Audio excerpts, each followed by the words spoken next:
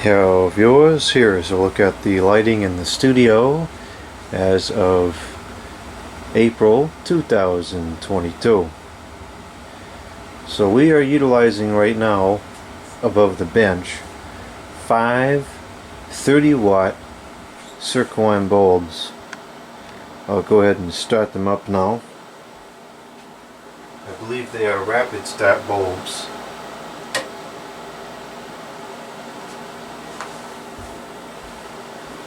These are Damar branded bulbs, which is not a brand I'm really familiar with. They are the Damar self-ballasted lamp model. I don't know what the model is. I guess maybe that's the model 26028A. 30 watts, 2700 Kelvin. And these have got to be pretty old. I would imagine these date back to the early 2000s. Somewhere in there, but this looks super cool and it lights really nicely compared to the incandescent lighting. This is more full and even. The incandescent lighting was satisfactory, but the problem was it was very hot, which is okay right now in the winter time, but when the summer comes it's going to be way too hot, because I was doing a couple videos down here with the incandescent lighting and I was just sweating from standing in front of the bulbs for so long. So I switched to this, and this seems to be at least as good, if not superior, in every way. You can see the lighting is very good quality on the bench, and it's a good color temperature. It's not flickery at all. It's quite nice. And of course this is just super neat.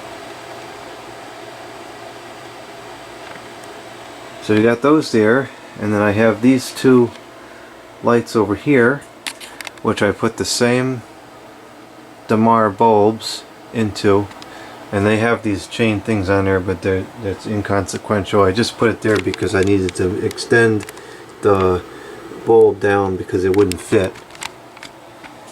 So I'll go ahead and turn this on now.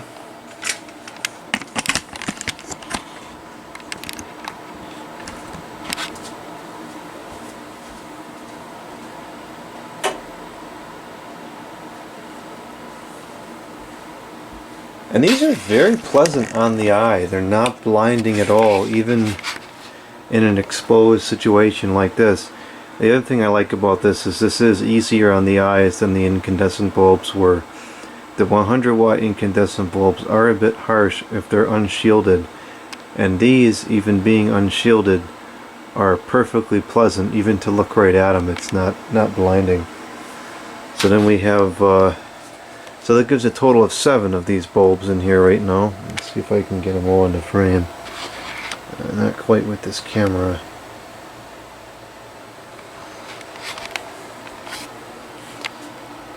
And these look really cool in these fixtures. And these fixtures are old. In fact, these are kind of important fixtures because these are one of the very few items that came with the house, and so that's kind of neat. So I was able to reuse these and keep them here, because unfortunately not too much came with this house as far as old stuff, or really any stuff goes. So the fact that I was able to keep these going is really neat. So this is what the room looked like with just those lights on, and it's all very thoroughly illuminated. There would be an issue here at this other bench because when you're standing there you're going to create a shadow, but otherwise great lighting.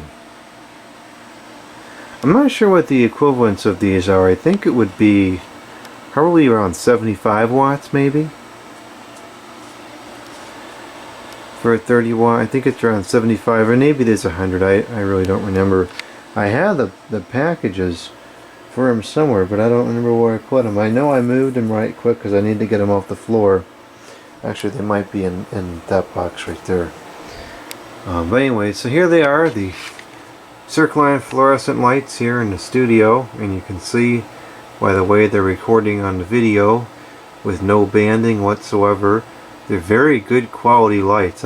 For some reason I wasn't expecting them to be that good of a quality, but they're really good quality.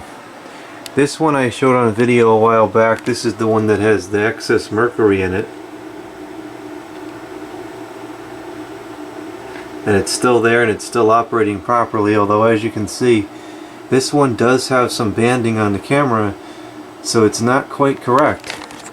That bulb is a little bit flaky. Whereas if you notice with this one, I don't see it on the preview screen, maybe it's happening and I just can't tell, but it looks to me like this one has a fair bit of banding on the screen.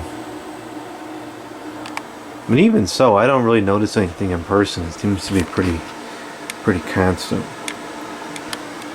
And of course these fixtures look great with this heat fan, or the blender fan, whatever you call these. Probably a similar era.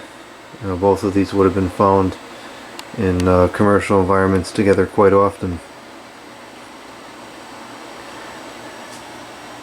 So there we go, that's the studio lighting. I have some more things to add. I want to hang up that light over there in the corner. I want to move that shelf somewhere else and put a desk over there.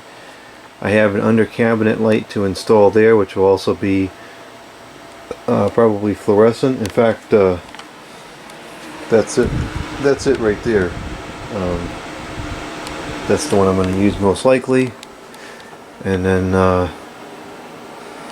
that'll be it for the studio lighting, and it probably won't change too much. Oh, actually no, it's not entirely it. I gotta do something over here uplighting wise for the ceiling fan testing area, but we'll get to that. That's still a little ways off. I got some other things to do first.